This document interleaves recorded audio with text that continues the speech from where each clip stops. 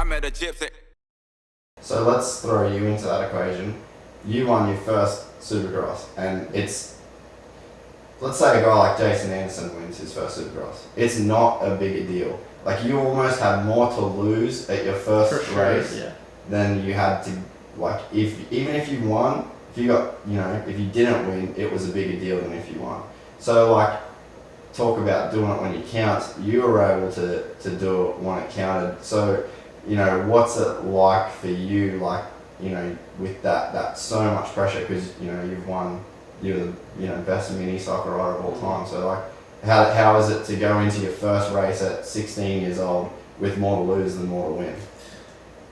Yeah, definitely with the whole, more to lose, more to win at my first Supercross race. I think it has been like that. Seriously, I think it's been like that my whole career. I started winning amateur nationals on 50s and, in the early 2000s. And right from there on, you set the bar so high. And it wasn't like I was just, I don't want to sound cocky at all, but it wasn't like I was just winning. I mean, I was killing these kids at an early age. And then, you have to continue that your whole career. And any of those kids' goals that I've been, racing, they were all just to get me. They were waking up in the morning, I got to be as fast as Adam. And for me, my whole career, I had to push myself to be better than myself. There wasn't really anybody that I was going after, or, I just knew that the kids were coming and they were getting closer and closer. And I think it was hard. Sometimes I'd wish that I didn't win, so early. I think I've seen a lot of kids come up and, they see all the support I get from all my sponsors and everything for winning. And then, one race out of 25, I remember on 80s, a kid would be 10 seconds off of me at the end. I would still win, but he would be 10 seconds off of me. But all of a sudden, that kid now is like, wanting all the same stuff as me. And then he's like, they get confidence from that because they weren't 20 seconds away, they were 10.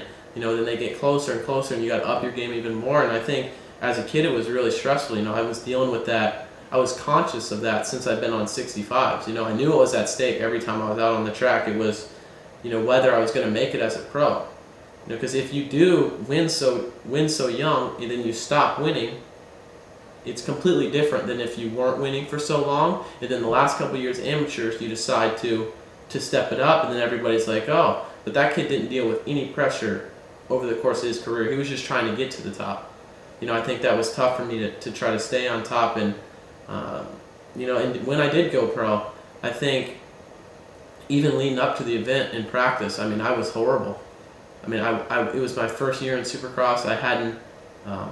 I'd only been on a big bike really for, a year and a half, 2 years. I basically went from mini cycles straight to the pro ranks on a big bike. So I was trying to learn Supercross and all this different stuff. And I mean, sometimes I was 2-3 seconds a lap off the fastest guys on my team at the test track, and everybody was like, what's going to happen? And a lot of my teammates were saying that, I wasn't even going to be, in the main event.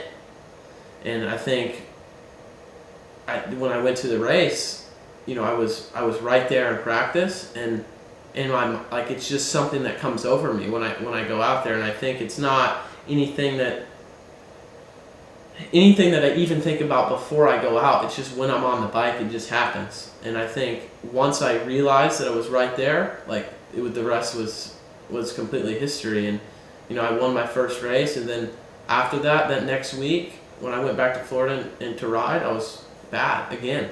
But then I went to Atlanta, got second, and then I won again. And I think it's just something at the race that happens, something that takes over my body, and something I've been used to. I think for the longest time that I had to know how to win. I would get to start and I would have to hold off everybody, and there'd be a lot of pressure to deal with. So I think my body is just kind of programmed to win, even though it's on a bigger level and it should be harder for me when I'm out front. To me, my mind is so used to it, whether it be in the pro ranks or the amateur ranks, that it comes a little bit more, natural for me, not as nerve-wracking. And so do you think that, like, obviously we don't have anything, scientific to say that, but it's like, do you think that your mind has spent so much time in that red zone of only thinking about getting the job done, that regardless of the pressure or the risk or everything, like you've just kind of forced yourself to like live in that zone, and that's kind of let you do what you've done? Absolutely. I think that zone that you're talking about, I think that has to carry over into your everyday life too. It's not something that switches on and off. I think you either have it or you don't.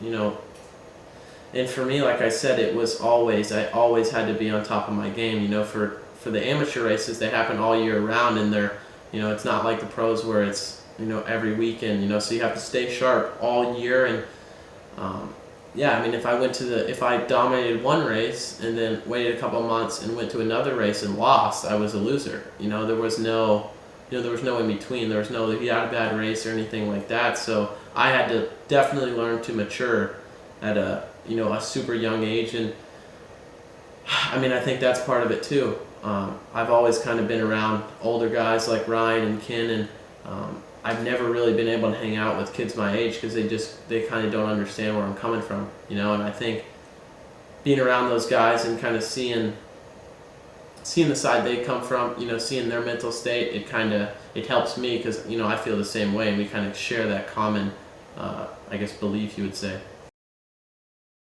If you enjoyed this content, please like and subscribe. And to listen to the full 3-hour podcast, search Gypsy Tales in your favorite podcast platform or click the link in the description below. Gypsy Gang.